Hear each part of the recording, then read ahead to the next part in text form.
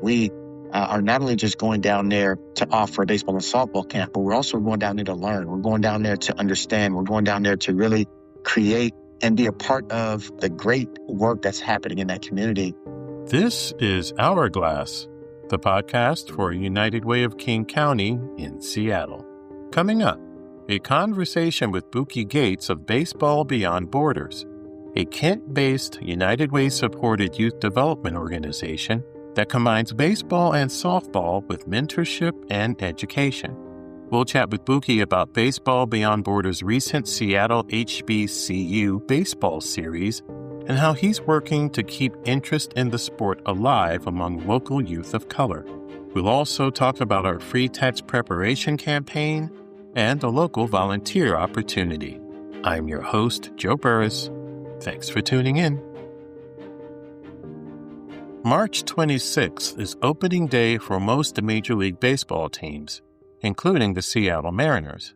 There is undoubtedly added excitement to the Mariners season this year after a 2025 season when the team reached the American League Championship Series for only the second time in its history.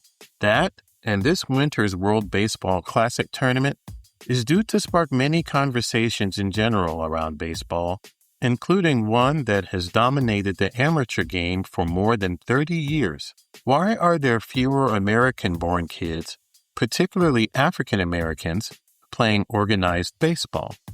According to the Society for American Baseball Research, the percentage of African American players in Major League Baseball grew steadily after Jackie Robinson broke the league's color barrier in 1947. That percentage peaked between 1973 and 1988, when each year at least 17% of all Major League Baseball players were African American.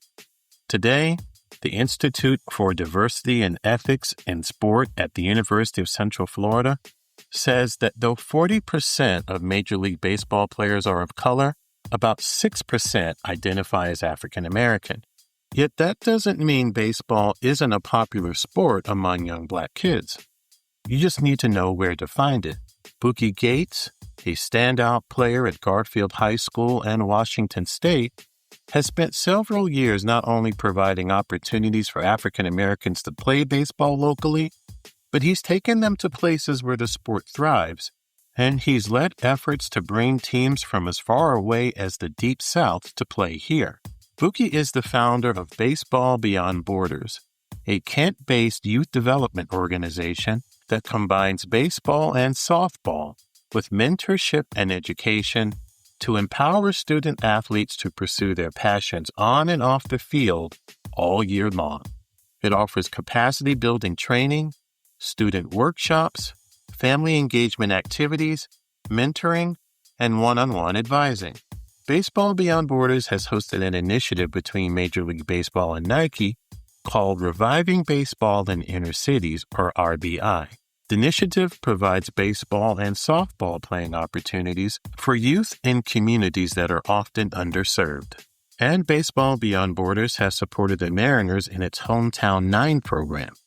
Hometown 9 is a 5-year fellowship program that prepares student athletes, particularly those from communities of color, achieve athletic and academic success. Earlier this month, Baseball Beyond Borders hosted the second annual HBCU Seattle Series, a 3-game matchup between Seattle University and Jackson State, a historically black college in Mississippi.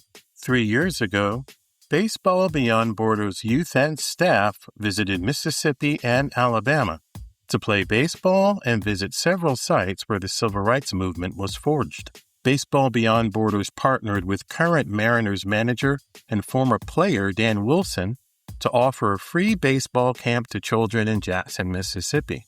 They also visited the Edmund Pettus Bridge in Selma, Alabama, and the Equal Justice Initiative Museum and Memorial in Montgomery, Alabama. Baseball Beyond Borders is a member of the Black Community Building Collective, a group of Black-led organizations brought together by United Way of King County to build relationships, share best practices, and implement strategies with United Way funding. Hourglass recently sat down with Bookie for a conversation about Baseball Beyond Borders work, particularly the HBCU Seattle series and other ways he's keeping interest in the sport alive and well among local youth of color. Here's what Bookie had to say. The HBCU Seattle series, for one, it's about representation, right? I mean, that's an area that we often forget, right? And not realizing the kind of the impact that seeing HBCU programs are connecting. And let me make sure that that's clarified, because I think for the listener, historically Black college universities, because that's something that I think the Northwest is just not too familiar with. We don't know enough about historically Black college universities. So therefore, we reference the term HBCU. And with that, I think the only connection that the Northwest really has is the academic connection to HBCUs. And most of that is around just college tours. Right. We do a lot of historically Black college university college tours, and we do have a strong delegation of students that do attend an HBCU that comes from school districts from across our region, but we don't have the athletic element that comes with that. And so instead of us going into, saying, hey, let's go and watch HBCU athletics in their town or their community, let's bring HBCU athletics to us, and let's allow that to be kind of a connecting point. So I think the impact that it has is it's seeing baseball and softball, in this instance, baseball, being played at a high level at an HBCU, which often is you can't see it, right? You don't visibly get a chance to be present to watch HBCU baseball take place. And so I think it brings community together. It's the culture, it's the connection, it's the vibe, it's the ultimately just the excellence that you see. And we talk about HBCU excellence in the classroom, but we're also now seeing it on the field of play. And they took 2 of those 3 games. They did.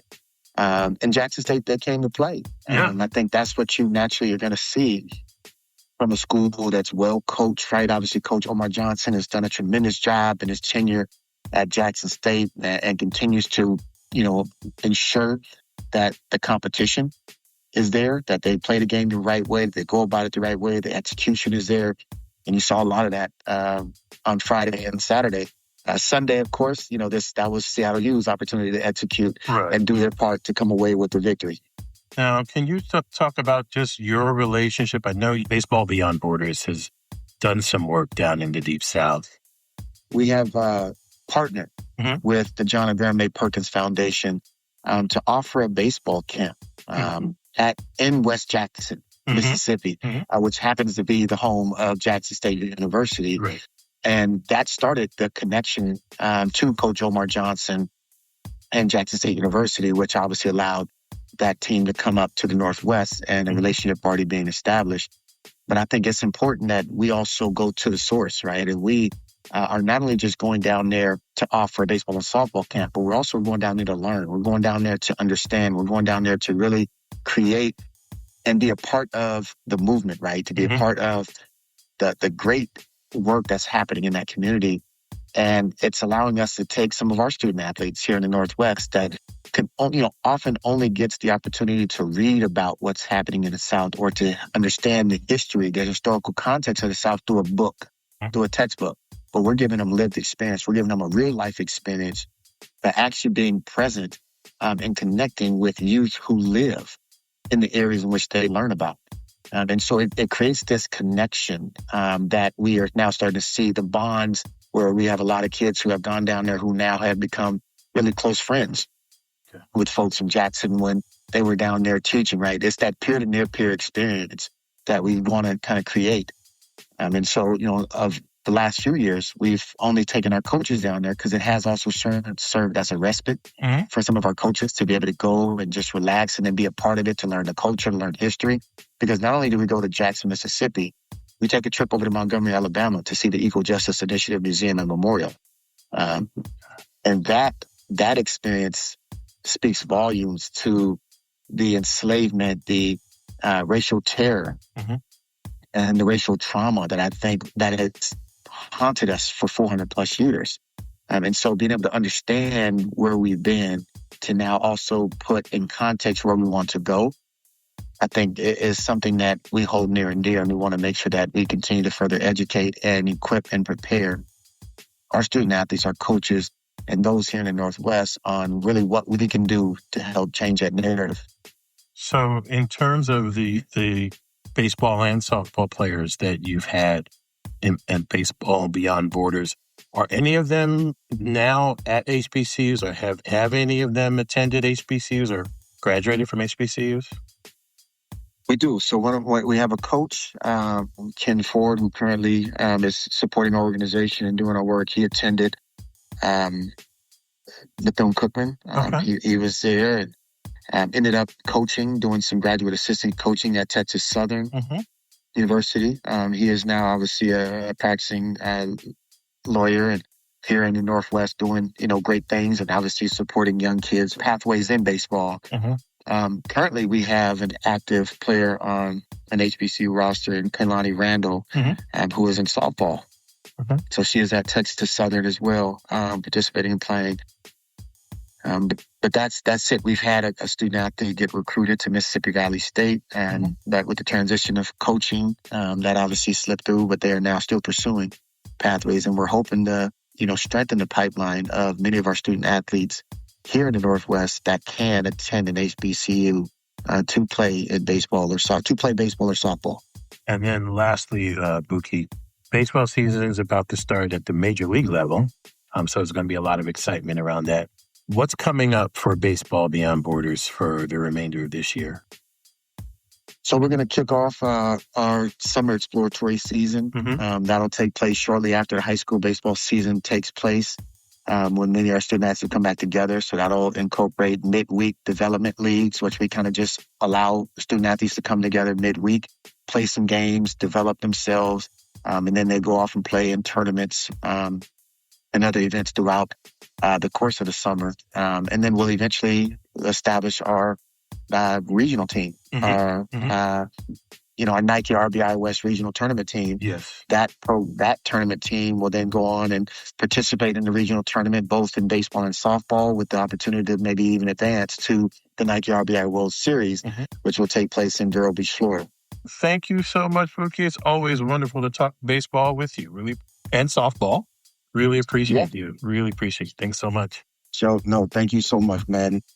For more information about Baseball Beyond Borders, log on to baseballbeyond.org. United Way of King County's free tax preparation campaign is back.